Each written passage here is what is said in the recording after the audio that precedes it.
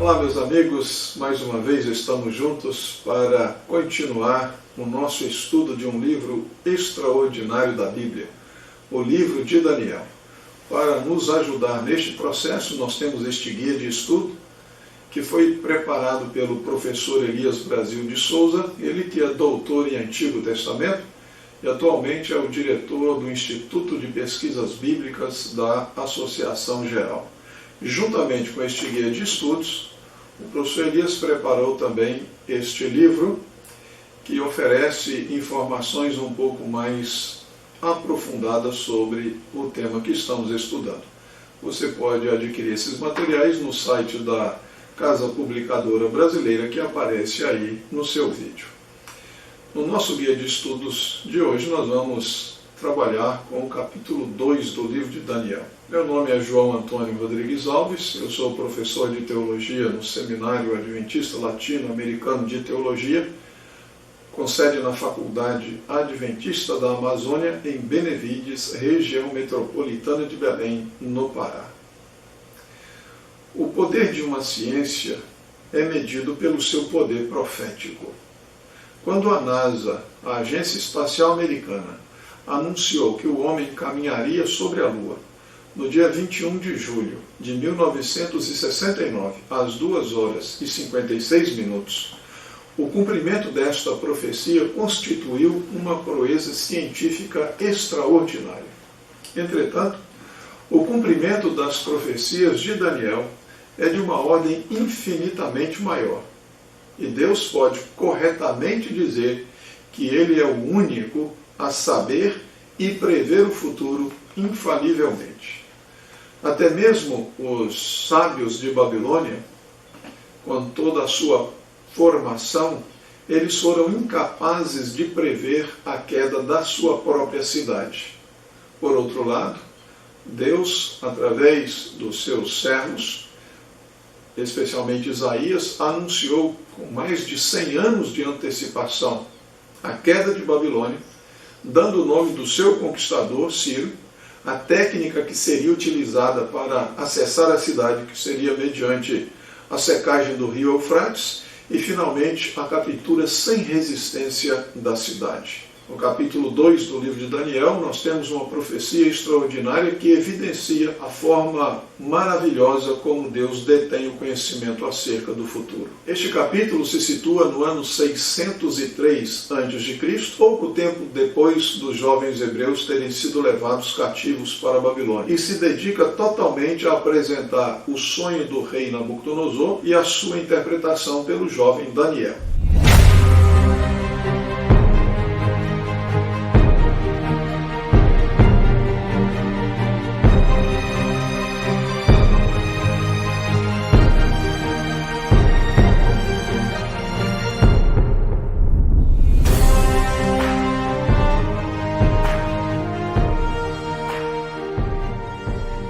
Antes de entrar diretamente no estudo, nós vamos orar a Deus e pedir a sua bênção para a nossa reflexão. Querido Deus, nosso Pai, nossa gratidão, porque mais uma vez o Senhor nos permite estudar a Tua Palavra. Agradecemos pela revelação e pela certeza de que Teu Santo Espírito está presente para iluminar o nosso entendimento, para compreender a Tua mensagem para nós hoje.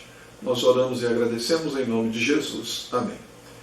Os elementos básicos que nós encontramos no capítulo 2 de Daniel são os seguintes. O rei Nabucodonosor tem um sonho que muito o perturba.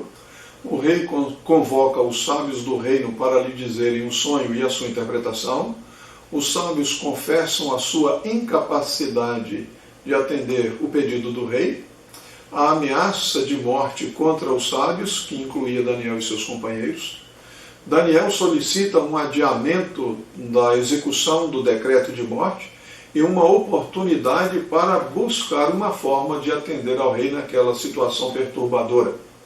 Daniel e seus companheiros se unem em oração a Deus, clamando por uma manifestação do céu naquele momento de crise. Deus atende às súplicas de seus servos em Babilônia, revelando a Daniel o sonho e também a sua interpretação mediante uma visão noturna. Daniel louva e exalta o nome do Senhor por sua misericórdia. Daniel intercede pelos demais sábios do reino evitando a morte de todos eles. Daniel testemunha de Deus diante do rei Nabucodonosor, apresentando o Deus do céu como aquele que revela os mistérios. Daniel revela ao rei o sonho e também a sua interpretação. Nabucodonosor reconhece a superioridade do Deus de Daniel sobre todos os demais, além de ser o Deus dos deuses e o Senhor dos reis e o revelador dos mistérios. E, finalmente, Nabucodonosor estabelece a Daniel e seus companheiros em elevadas posições administrativas no reino. Então, aqui nós temos o resumo do capítulo, e agora vamos passar para alguns detalhes em nosso estudo. E a primeira coisa que nós precisamos entender é por que Deus escolheu um sonho como meio para se revelar a Nabucodonosor. De fato, na antiguidade, as pessoas atribuíam um significado extraordinário aos sonhos. Para eles, o sonho tinha alguma mensagem, e especialmente quando se tratava de um rei, poderia ser uma mensagem dos deuses. O rei era considerado, naquele contexto, um servo do seu Deus, e então a forma desse Deus se comunicar com o seu servo aqui na terra era mediante um sonho. Então Deus alcançou Nabucodonosor no seu próprio terreno. Nabucodonosor estava preparado para receber esse tipo de revelação. Mas acontece que Deus não deu um sonho para Nabucodonosor de maneira que ele se lembrasse. De acordo com o texto, são os sonhos. Então a ideia é de que Deus deu o sonho várias vezes, mas reteve a sua lembrança, de maneira que o rei acordou, ficou extremamente angustiado, perturbado, e então ele fez aquilo que um monarca faria. Ele convocou os seus assessores para que lhe dissessem o que ele havia sonhado e também a sua interpretação. Pode parecer uma coisa absurda que um rei exija que um ser humano revele o que o outro sonhou. Mas naquele contexto não, porque os sábios de Babilônia, eles tinham a pretensão de se comunicar com os deuses. Então, se eles se comunicavam com os deuses poderiam revelar para eles o sonho que havia recebido Nabucodonosor e também dar a sua interpretação. Mas os sábios, a única coisa que eles puderam fazer, quando confrontados com esse pedido do rei, foi confessar a sua total incapacidade. Nós lemos aqui no texto bíblico, no capítulo 2 do livro de Daniel, que Nabucodonosor mandou chamar os magos, os encantadores, os feiticeiros e os caldeus, para que lhe declarassem ao rei quais lhe foram os sonhos. Eles vieram e se apresentaram diante do rei. Observe que aqui nós temos várias categorias de assessores do rei Nabucodonosor. E nós precisamos entender o significado de cada um para entender a pretensão de Babilônia. Na primeira referência nós temos aqui aqueles são chamados de magos ou de mágicos. Eram as pessoas que teriam um suposto conhecimento oculto. Em segundo lugar, nós encontramos os encantadores ou astrólogos, que são mencionados somente aqui no livro de Daniel. Estes eram os especialistas na contemplação do céu. Eles eram hábeis na busca de sinais celestiais como meios de predição. A inclusão de exorcistas e feiticeiros com os intérpretes de sonhos deve ser entendida no contexto da interpretação dos sonhos no Antigo Oriente Próximo, que envolve não somente a explicação dos símbolos, mas também o desaparecimento ou a remoção das consequências negativas de tal sonho por meio de ritos mágicos. Nós temos também uma referência aos feiticeiros, que eram os especialistas em diversas artes de magia e exorcismo, que eram vinculados diretamente com o trato dos espíritos dos mortos e também dos demônios. A quarta palavra da lista é caldeus. Este nome faz referência étnica aos habitantes da Caldeia, os babilônios em geral. Mas, no caso aqui de Daniel, está sendo utilizado no seu sentido técnico. Os mestres da adivinhação e do oculto. Então, eles, de alguma forma, eles resumiam todos os demais. Por isso ocorre junto com os magos, com os encantadores e assim por diante. Esta classe de pessoas desempenhava um papel central na vida política e religiosa de Babilônia. Era equivalente aos profetas de Israel, na assessoria que prestavam aos reis de Israel. Entretanto, a esperança do rei no conhecimento, na sabedoria destes seus conselheiros, ela foi frustrada, porque nenhum dos especialistas convocados foi capaz de atender a demanda impossível e oferecer ao rei a resposta que ele esperava. A única resposta que os sábios puderam apresentar ao rei, nós encontramos aqui no capítulo 2 do livro de Daniel, nos versos 10 e 11. Vamos ler. Responderam os caldeus na presença do rei e disseram: não há mortal sobre a terra que possa revelar o que o rei exige, pois jamais houve rei, por grande e poderoso que tivesse sido, que exigiu semelhante coisa de algum mago, encantador ou caldeu.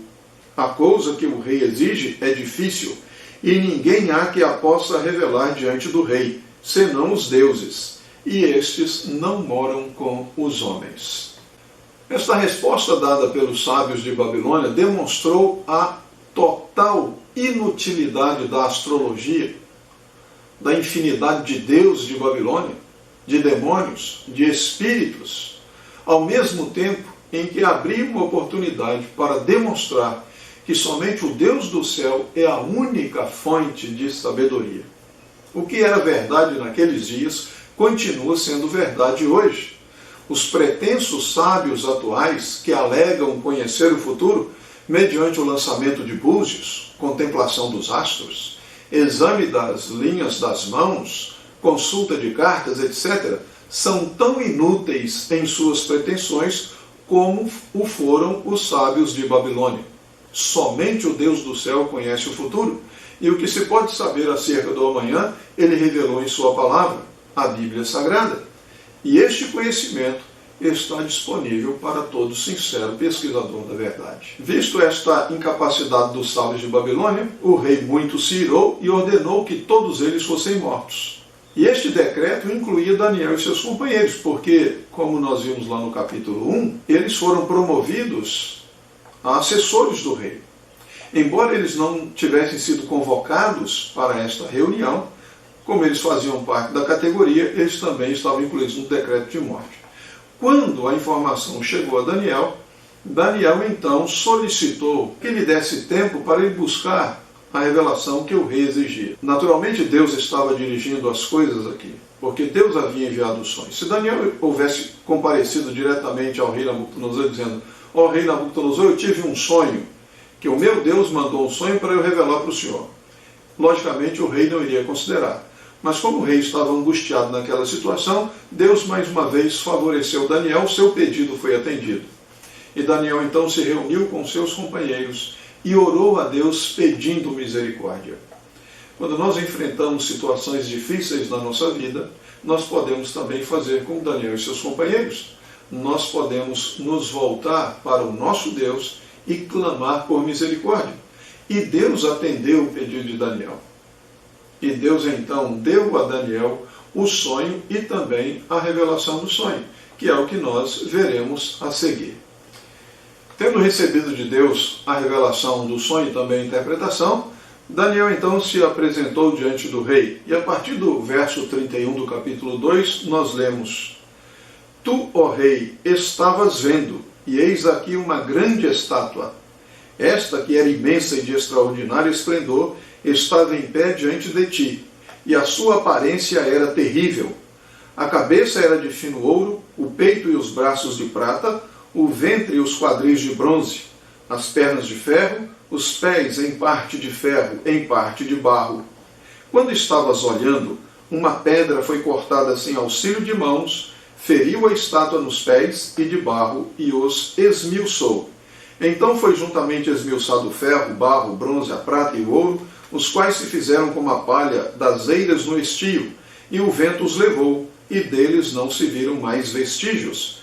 Mas a pedra que feriu a estátua se tornou em grande montanha que encheu toda a terra.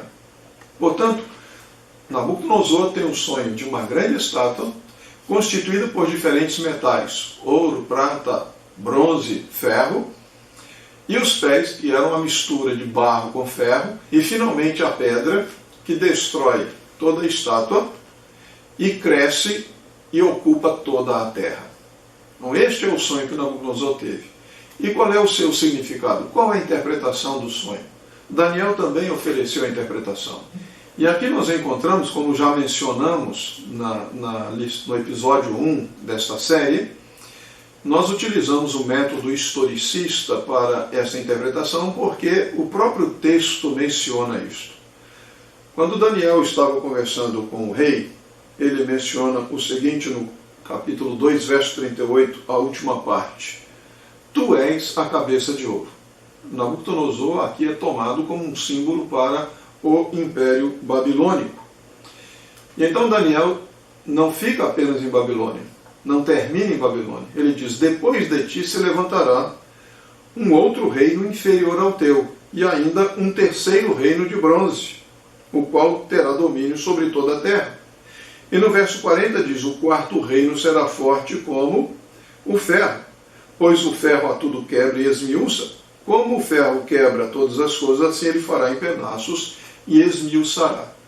Então, esta é a profecia básica que nós encontramos no livro de Daniel, que esboça a história deste mundo, desde os dias de Daniel, que ele está ali conversando com Nabucodonosor, que é a cabeça de ouro, o Império Babilônico, passando pelo Império seguinte, e Daniel está ainda vivo no Império seguinte, mas o objetivo não é simplesmente traçar uma história do mundo, mas é mostrar como Deus está conduzindo todas as coisas, agindo por detrás dos bastidores, ainda que não possa parecer, para conduzir a história para o fim que ele deseja. Então, nós finalmente saímos da história e entramos nos acontecimentos finais. Porque aqui no capítulo 2, no versículo 28, Daniel, falando com o rei, diz o seguinte, há um Deus nos céus, o qual revela os mistérios, pois fez saber ao rei Nabucodonosor o que há de ser nos últimos dias. Portanto, a profecia não era apenas para aqueles dias. A profecia, ela se encaminhava para os últimos dias.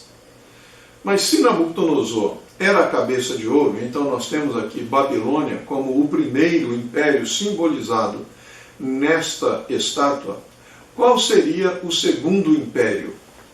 Alguns estudiosos consideram que o segundo império é a Média, separado da Pérsia. O principal argumento utilizado é que no livro de Daniel nós encontramos referência a um rei chamado Dario, o Medo. Então, com base nesta referência, eles querem dizer que Daniel considerou que o reino que sucedeu a Babilônia foi o reino Medo, o Império Medo.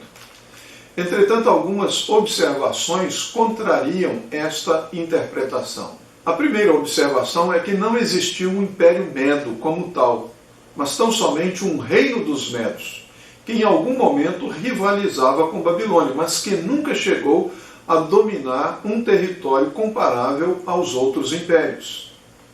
Ainda mais, a história registra que Ciro derrotou Astíages, o último rei da Média, por volta do ano 550-549 a.C., e fundiu os medos e os persas em um único império. Portanto, antes de atacar Babilônia, 10 anos depois, em 539, os medos e persas já constituíam um só império, visto que a profecia declara que o Império Babilônico seria sucedido por outro reino e os medos não mais constituíam um reino independente. A única conclusão é que é historicamente impossível um reino medo após a queda de Babilônia.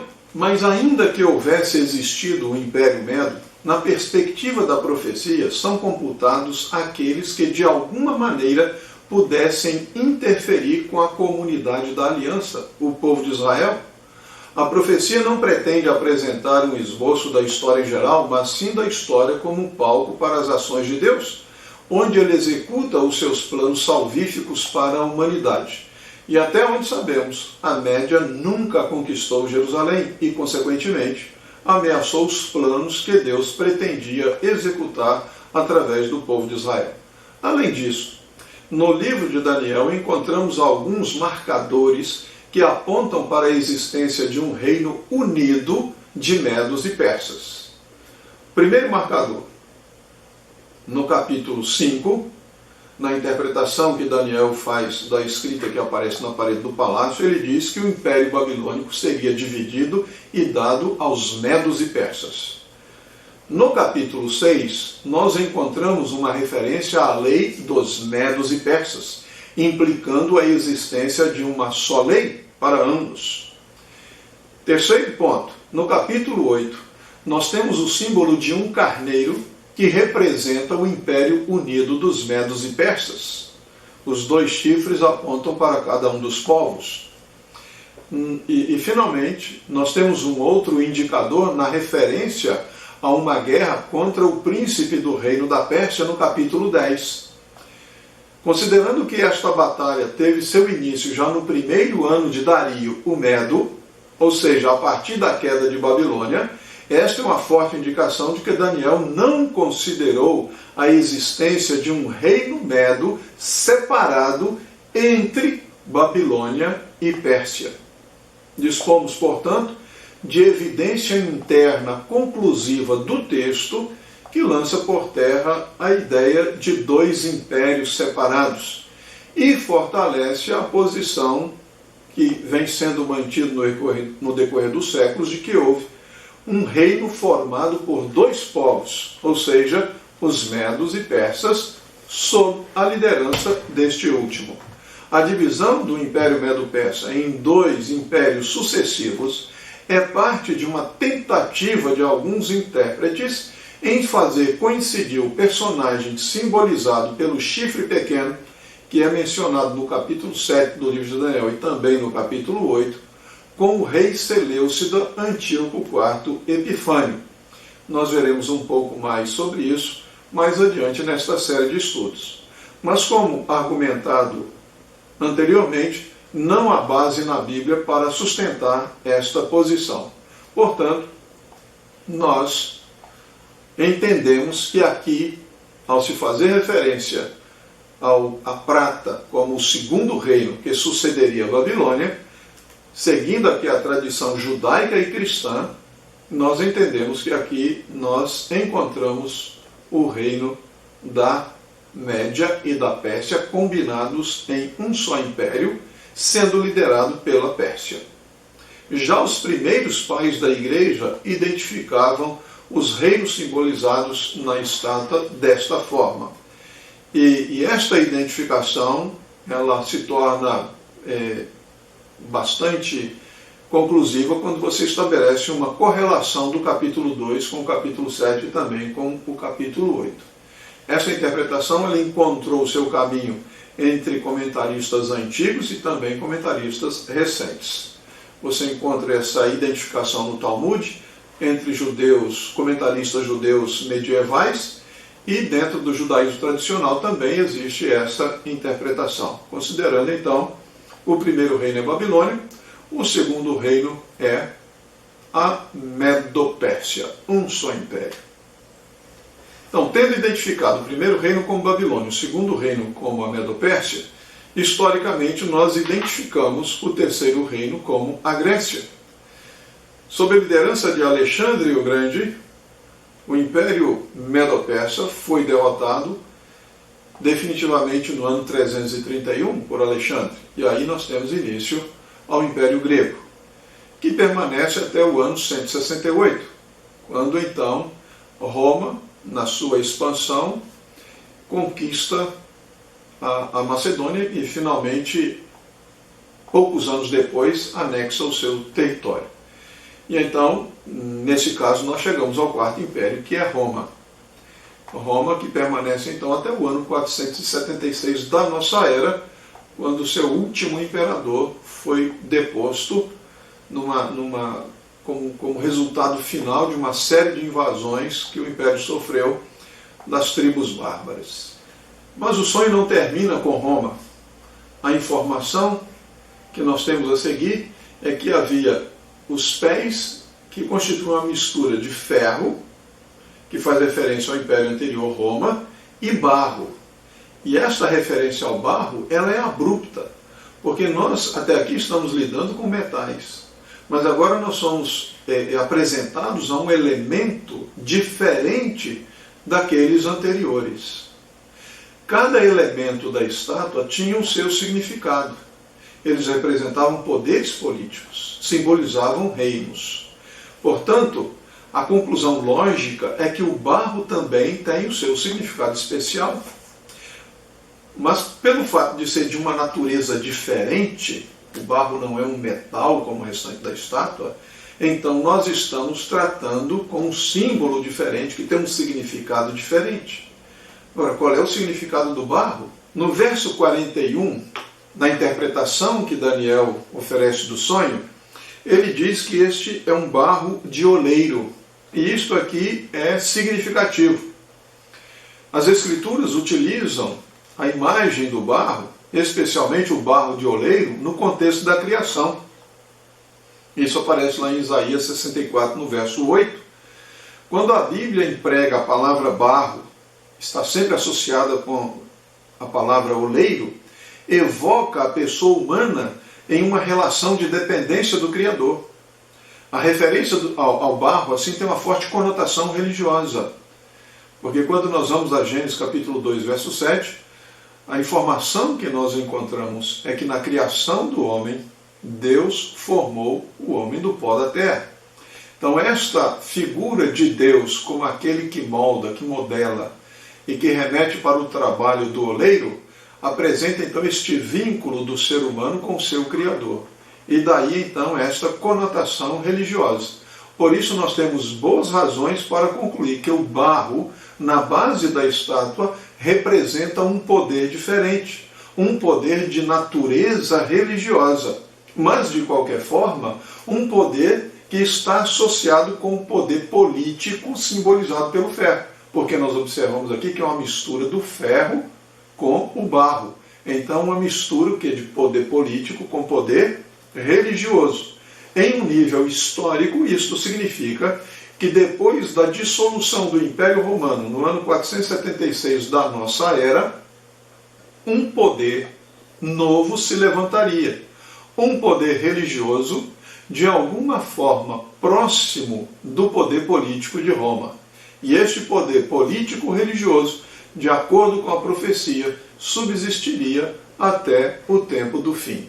Para a maioria dos comentaristas judeus, este estranho poder político-religioso não é outro senão o cristianismo. A religião órfã que foi adotada pelo império se tornaria depois a religião estatal e de perseguida ela se tornaria perseguidora, como a história confirma. Além de dizer que o barro era de oleiro, o profeta Daniel menciona que essa mistura de barro com ferro caracteriza um reino dividido. O relacionamento aqui, portanto, é negativo. Essa mistura de ferro com barro implica numa divisão, que é algo particularmente significativo porque ocorre depois de um período caracterizado por sua unidade, as pernas de ferro que simbolizavam o Império Romano. E quando você analisa a história, você confirma isso. Desde a queda de Roma, a região do Império anterior ainda tenta alcançar a unidade, mas de acordo com a profecia, isto nunca mais iria ocorrer. Continuando a explicação, o profeta Daniel diz que essa mistura de ferro e barro apresenta duas características, a força do ferro e a fragilidade do barro. Então nós temos aqui duas entidades distintas, é uma composição heterogênea de elementos fracos e fortes. Finalmente, no verso 23, o profeta informa que haveria uma tentativa de aliança entre estes dois elementos, a mistura entre os dois elementos. E por último, nos dias destes reis, ou seja, nós estamos aqui já tratando de um momento histórico posterior a 476, que foi a fragmentação do Império Romano. Posteriormente a isso, então, nos dias destes reis, há uma informação muito importante. É dito que Deus irá suscitar o seu reino. não em continuidade com os reinos anteriores, mas em substituição aos reinos anteriores. O sonho de Nabucodonosor não finalizou com a estátua, mas sim com uma rocha.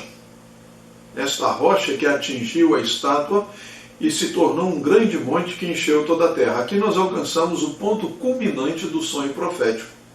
O foco está no que aconteceria nos últimos dias. Nas Escrituras, a figura do monte é usada como um símbolo para um reino. Por exemplo, Babilônia é comparada pelo profeta Jeremias a um monte destruidor e está para se tornar um monte queimado. Mas não apenas isso. A pedra frequentemente é usada como uma imagem de Deus e especialmente do Messias, de Jesus Cristo. E a expressão que diz que ela foi cortada sem auxílio de mãos, biblicamente significa que não houve participação do poder ou da agência humana na construção deste reino. Desta forma, então, o texto está apontando para alguma coisa que somente Deus tem o poder de realizar. Consequentemente, o destino deste mundo, ele é apresentado simbolicamente como dependente da ação de Deus e não do homem. A esperança para este mundo não está subordinada aos processos idealizados pelos seres humanos. A história deixa bem claro que todos fracassaram. Mas na intervenção divina, quando então será concretizada a promessa da volta de Jesus. Então Cristo estabelecerá o seu reino eterno, que encherá toda a terra. A referência à rocha no contexto desta profecia é especialmente relevante, pois naquilo que ela representa reside a esperança para o futuro. Na tradição judaica, o reino final, o reino do Messias, representa todas as esperanças de Israel. De fato, representa também a esperança dos fiéis de todas as eras e de todos os lugares. 4 características específicas desta pedra nós encontramos aqui. Primeiro, ela é cortada por Deus. Segundo, será indestrutível ou eterna. Terceiro, a sua soberania não passará a outro povo. E, finalmente, vai colocar um fim a todos os reinos previamente mencionados. Neste reino, uma nova identidade é criada e a esperança é renovada. Os verdadeiros filhos de Deus encontram sua identidade em sua filiação divina, pois, como está escrito, a todos quantos receberam a Jesus, foi-lhes dado o poder de serem feitos filhos de Deus. Desta forma, eles podem viver e antecipar o reino eterno, que, por oferecer uma nova esperança para o futuro, lhes traz uma renovada esperança para o presente. Na tradição historicista, identificamos a pedra como um símbolo para o reino de Cristo, que será estabelecido por ocasião de sua segunda vinda. Os argumentos para esta posição são os seguintes. Primeiro, a pedra atinge a estátua nos pés de ferro e barro, que simbolizam os reinos que se estabeleceram após a dissolução do Império Romano Ocidental em 476 da nossa era. A pedra, portanto, não pode atingir a estátua durante o tempo do Império Romano, quando Cristo nasceu.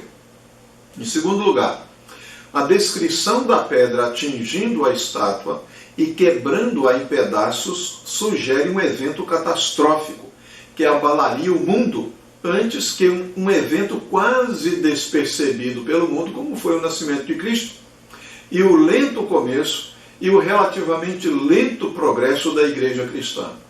E, finalmente, o reino simbolizado pela pedra não existe simultaneamente com os governos terrestres. Pelo contrário, ele destrói a todos os reinos precedentes e ocupa o lugar deles. Em nossos dias, Cristo é rei apenas nos corações daqueles que o recebem crendo em seu nome. Este é o reino da graça. Mas, naquele dia, Cristo será eternamente Rei de reis e Senhor de senhores. Este é o reino da glória, cujo anseio é expresso no clamor contido na oração do Senhor: venha o teu reino. Ao tempo de Daniel, tudo isto era profecia, mas para nós é história. Uma história que revela, sem lugar a qualquer dúvida, que Deus não apenas prevê o futuro, mas que ele tem o controle do futuro. Tendo passado os impérios protagonistas desta profecia, vivemos hoje na expectativa do cumprimento de sua parte final. Como esta profecia afeta a nossa vida hoje?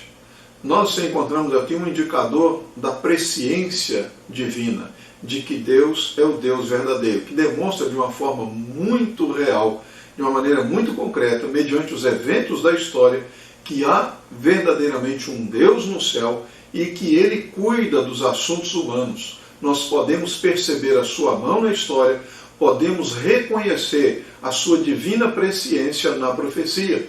De fato, nós podemos verificar a interpretação profética para determinar a sua exatidão. Podemos analisar os 2.500 anos de história que transcorreram desde a interpretação oferecida por Daniel e verificar se os eventos realmente aconteceram assim.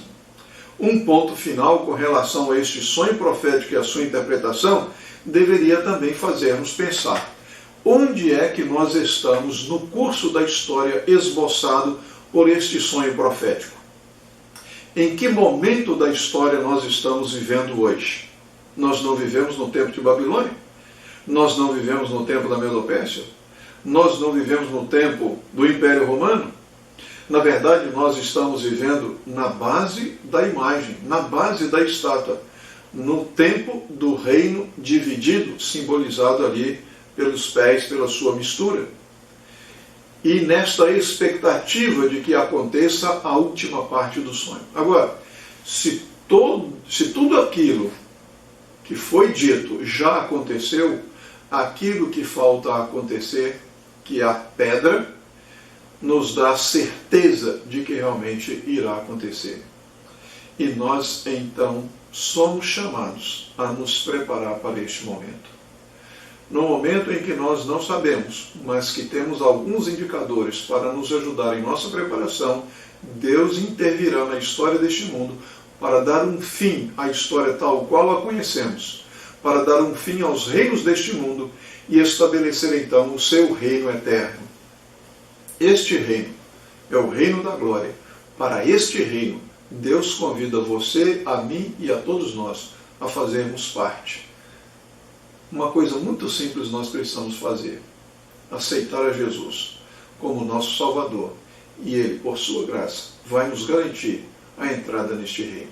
Que Deus abençoe a você.